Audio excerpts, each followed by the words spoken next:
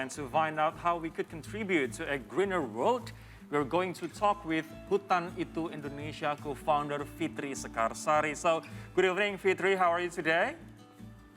Good evening, guys. Great. Happy International Forest Day. May the forest be with you.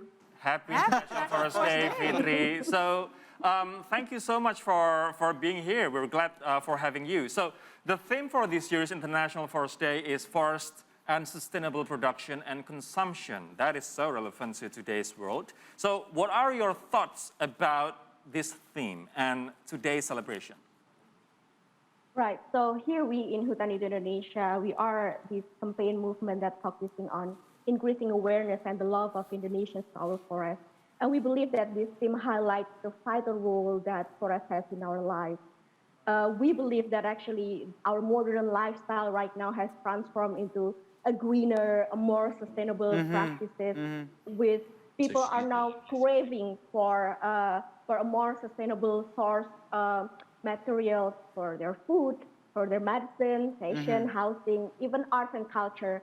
So forests play a very significant part to source that need, especially Indonesian forests. So we can be very independent for sourcing that if we rely on our forest and of course cultivate that responsibly. So we hope that this theme can bring a deeper understanding for everybody in Indonesia that every single fibers of our beings and every single part of our walks of life and even our identity as Indonesians and our efforts to be more sustainable is actually contributed by the forest. So it's very strong theme.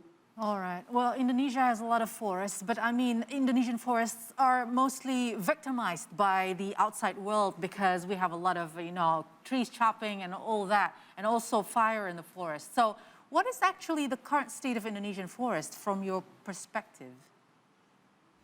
Yeah, so I like to take this opportunity to highlight the great potential of our forest instead of the problems. I want to use this moment to actually share that our Indonesia forest is the third largest rainforest in the world, and our forest biodiversity is actually the second highest in the world after the Amazon, and it's super cool fact. Right, and our forested land are around 95 million hectares, or it's half of the whole Indonesian land. So hundreds of millions of Indonesians are actually affected and relied on forests directly and indirectly. So now there are some very tremendous progress on our forest conservation efforts, but on the other hand, there are also some homework that still needs to be done. So we applauded and appreciated the fact that the deforestation rate in Indonesia actually has been decreasing more than 75% for these past 2 years because of government has consistently, issuing moratorium policy. And right now, the deforestation is at the rate of 195,000 hectares a year. It's still big. It's still twice the size of Singapore. It has been worse, but we want to see it less and less, of course. We want us to reach or near the zero deforestation. And we also see the progress in the involvement of forest community. Right now, the community-based forest management has been put in the spotlight, like you mentioned, like what you have mentioned, that G20 put the agenda of putting the forest economy, people who rely on forests for their economies in the main agenda. And we're happy with that government of Indonesia also support that with the social forestry program, giving more chance for the forest communities to actually manage their forests.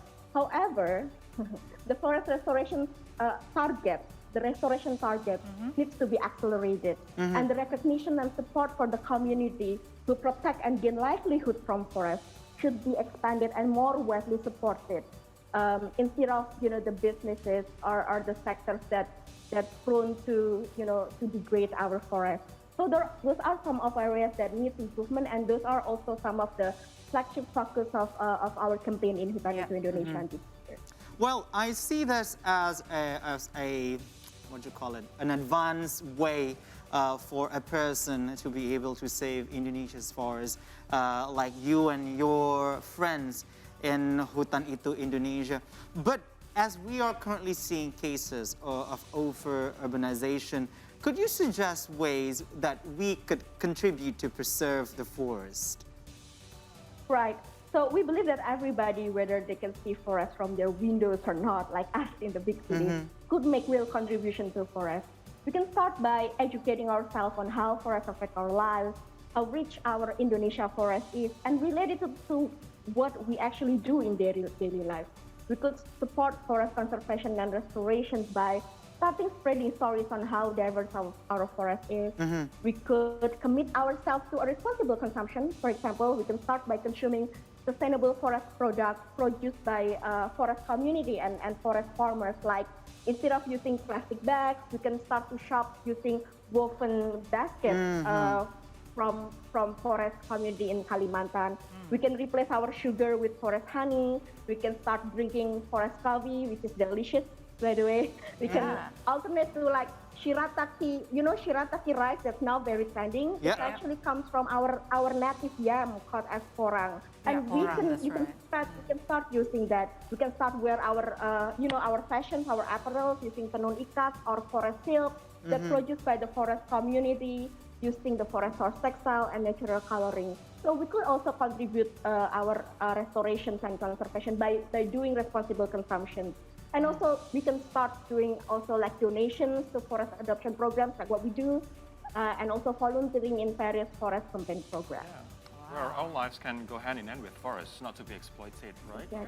So as far as I'm concerned, Vitri, Hutan Itu Indonesia is an organization dedicated to raise awareness about Indonesian forests among younger generations. Can you please elaborate more about your forest adoption program?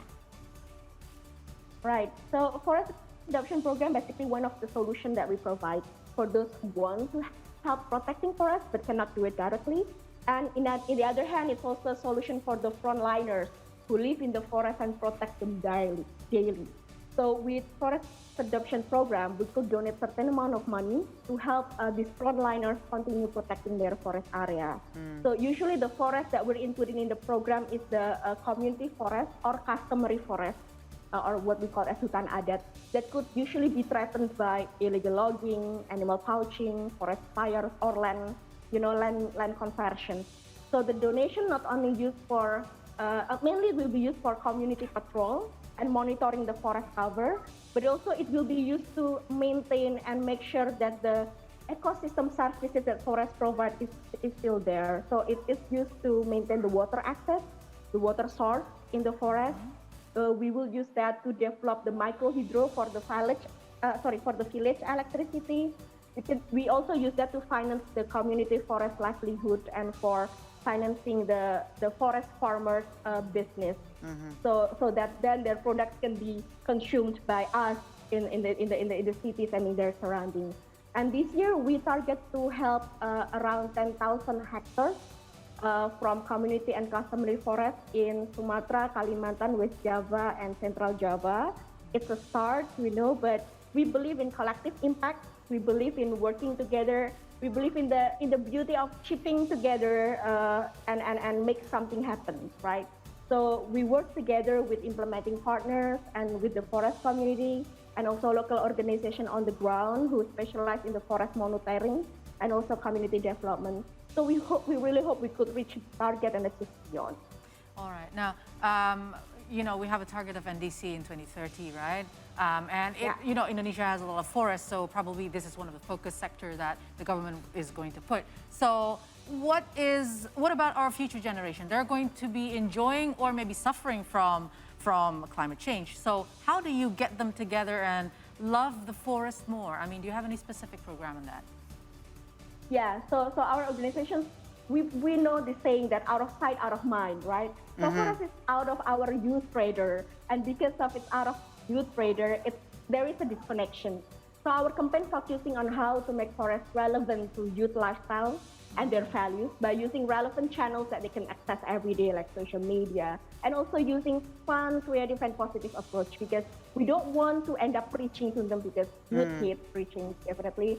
And so what we want is that instead of preaching, we want people to connect and to experience forest in various medium and various way and have these positive emotional experiences with forest.